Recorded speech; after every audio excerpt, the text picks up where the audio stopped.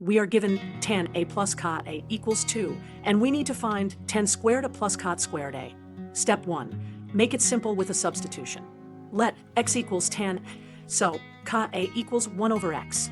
Then the given line becomes x plus 1 over x equals 2. Step 2. Clear the fraction. Multiply both sides by x. That gives x squared plus 1 equals 2x. Now, bring everything to one side. X squared minus 2x plus 1 equals 0. Step 3. Recognize the perfect square.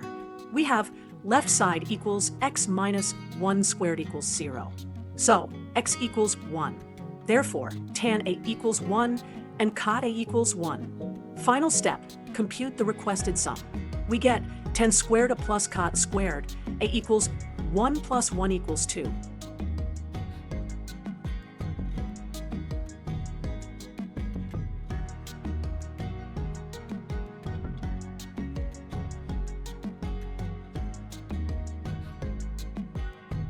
Thank you for watching. Tap like, share, and comment, and then follow and subscribe for more quick problem-solving tips.